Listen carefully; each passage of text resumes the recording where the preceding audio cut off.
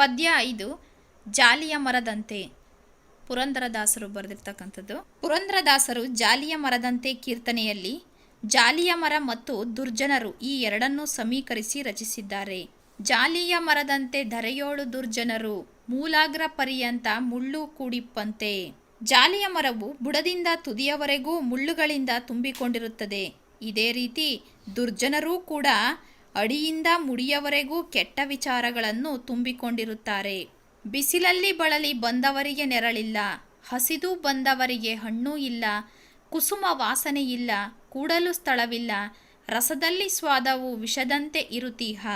ಜಾಲಿಯ ಮರವು ಬಿಸಿಲಲ್ಲಿ ಬಳಲಿ ಬಂದವರಿಗೆ ನೆರಳನ್ನು ನೀಡುವುದಿಲ್ಲ, ಹಸಿದವರಿಗೆ ಹಣ್ಣು ನೀಡುವುದಿಲ್ಲ, ಇದರ ಹೂವು ಸುವಾಸನೆಯಾಗಿರುವುದಿಲ್ಲ, ನೆರಳಿಲ್ಲದ ಇದರ ಕೆಳಗೆ ಕುಳಿತುಕೊಳ್ಳಲು ಆಗುವುದಿಲ್ಲ, ಇದರ ರಸದ ರುಚಿ ವಿಷದಂತೆ ಇರುತ್ತದೆ. ಹೀಗೆ ನಿರುಪಯುಕ್ತವಾದ ಜಾಲಿಯ ಮರದಂತೆ ದುರ್ಜನರೂ ಸಹ ಯಾರಿಗೂ ಸಹಾಯ ಮಾಡದೆ ತಮ್ಮ ದುರ್ಗುಣಗಳಿಂದ ಸಮಾಜಕ್ಕೆ ಕಂಟಕಪ್ರಾಯರಾಗುತ್ತಾರೆ. ಊರ ಹಂದಿಗೆ ಷಡ್ರಸಾನ್ನವನ್ನಿಕ್ಕಲು ನಾರುವ ದುರ್ಗಂಧ ಬಿಡಬಲ್ಲುದೆ. ಘೋರ ಪಾಪಿಗೆ ತತ್ವಜ್ಞಾನವ ಪೇಳಲು ಕ್ರೂರ ಕರ್ಮವ ಬಿಟ್ಟು ಸುಜನನಾಗುವನೇ. ಊರ ಹಂದಿಗೆ ಷಡ್ರಸಾನ್ನ ಅಂದರೆ 6 ಬಗೆಯ ರುಚಿಭೇದವುಗಳುಳ್ಳಂತಹ ಆಹಾರ. ಅವ್ಯಾವ್ಯಾವು ಅಂತಂದರೆ ಉಪ್ಪು, ಖಾರ, ಸಿಹಿ, ಕಹಿ, ಹುಳಿ ಮತ್ತು ಒಗರು. ಈ ಇಷ್ಟೂ ರುಚಿಯಿಂದ ಕೂಡಿರ್ತಕ್ಕಂಥ ಷಡ್ರಸಾನ್ನವನ್ನು ಊರ ಹಂದಿಗೆ ನೀಡಿದ್ರೂ ಸಹಿತ ಅದು ತನ್ನ ನಾರುವ ದುರ್ಗಂಧವನ್ನು ಬಿಡೋದಿಲ್ಲ. ಅಂದರೆ ಅದು ಕೊಚ್ಚೆ ಕಡೆನೇ ಹೋಗುತ್ತೆ ಅಂತ. ಅದೇ ರೀತಿ ಘೋರ ಪಾಪಿಗಳಿಗೆ ತತ್ವಜ್ಞಾನವನ್ನು ಎಷ್ಟೇ ಹೇಳಿದ್ರೂ ಸಹಿತ ಅವರು ತಾವು ಮಾಡ್ತಕ್ಕಂಥ ಕೆಟ್ಟ ಕೆಲಸಗಳನ್ನು ಬಿಟ್ಟು ಒಳ್ಳೆಯ ವ್ಯಕ್ತಿಗಳು ಆಗೋದಿಲ್ಲ. ಹೀಗೆ ಕೆಟ್ಟ ಗುಣಗಳನ್ನು ಹೊಂದಿರುವ ಸಮಾಜ ಕಂಟಕರನ್ನು ಏನು ಮಾಡಿದ್ರೂ ಬದಲಾಯಿಸೋದಿಕ್ಕೆ ಸಾಧ್ಯವಿಲ್ಲ ಅನ್ನೋ ಮಾತನ್ನು ಪುರಂದರದಾಸರು ಇಲ್ಲಿ ವ್ಯಕ್ತಪಡಿಸ್ತಾರೆ. ತನ್ನಿಂದ ಉಪಕಾರ ತೊಟಕಾದರೂ ಇಲ್ಲ, ಭಿನ್ನಾಣದ ಮಾತಿಗೆ ಕೊನೆಯಿಲ್ಲ, ಅನ್ನಕ್ಕೆ ಸೇರಿದ ಕುನ್ನಿ ಮಾನವರಂತೆ ಇನ್ನಿವರ ಕಾರ್ಯವು ಪುರಂದರ ವಿಠಲ. ದುರ್ಜನರಿಂದ ಯಾರಿಗೂ ಸ್ವಲ್ಪವಾದರೂ ಉಪಕಾರವಿರುವುದಿಲ್ಲ.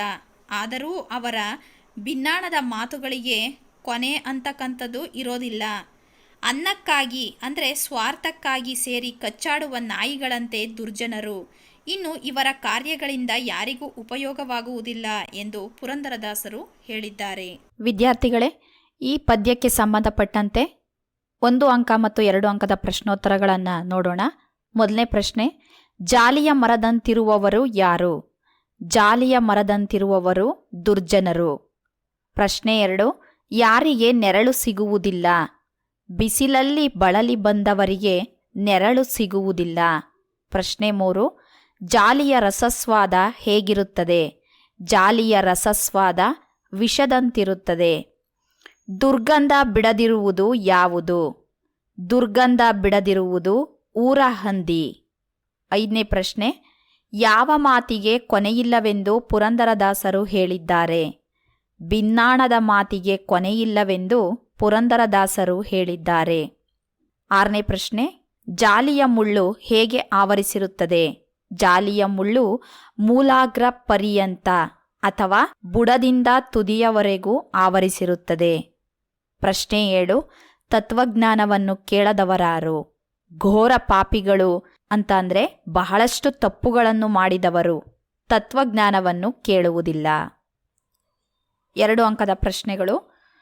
ಜಾಲಿಯ ಮರದ ನಿರರ್ಥಕತೆಯನ್ನು ಪುರಂದರದಾಸರು ಹೇಗೆ ತಿಳಿಸಿದ್ದಾರೆ? ಜಾಲಿಯ ಮರವು ಮೂಲಾಗ್ರ ಪರ್ಯಂತ ಮುಳ್ಳಿನಿಂದ ಕೂಡಿರುತ್ತದೆ. ಅದು ಬಿಸಿಲಲ್ಲಿ ಬಳಲಿ ಬಂದವರಿಗೆ ನೆರಳನ್ನು ನೀಡುವುದಿಲ್ಲ, ಹಸಿದು ಬಂದವರಿಗೆ ಹಣ್ಣನ್ನು ಒದಗಿಸುವುದಿಲ್ಲ, ಹೂವಿನಲ್ಲಿ ಸುವಾಸನೆಯಿಲ್ಲ, ಕುಳಿತುಕೊಳ್ಳಲು ಸ್ಥಳವಿಲ್ಲ, ಅದರ ರಸಸ್ವಾದ ಮಾಡಿದರೆ ವಿಷದಂತಿರುತ್ತದೆ ಎಂದು ಪುರಂದರದಾಸರು ಜಾಲಿಯ ಮರದ ನಿರರ್ಥಕತೆಯನ್ನು ತಿಳಿಸಿದ್ದಾರೆ. ಅದೇ ರೀತಿಯಲ್ಲಿ ದುರ್ಜನರೂ ಕೂಡ ಜಾಲಿಯ ಮರದಂತೆ ನಿಷ್ಪ್ರಯೋಜಕರು ಎಂಬುದು ದಾಸರ ನಿಲುವು. ಯಾರಿಗೆ ಷಡ್ರಸಾನ್ನವನಿಕ್ಕಿ ಉಪಯೋಗವಿಲ್ಲ, ಏಕೆ? ಪುರಂದರದಾಸರು ತಮ್ಮ ಕೀರ್ತನೆಯಲ್ಲಿ ಊರ ಹಂದಿಗೆ ಷಡ್ರಸಾನ್ನವನಿಕ್ಕಿ ಉಪಯೋಗವಿಲ್ಲವೆಂದಿದ್ದಾರೆ.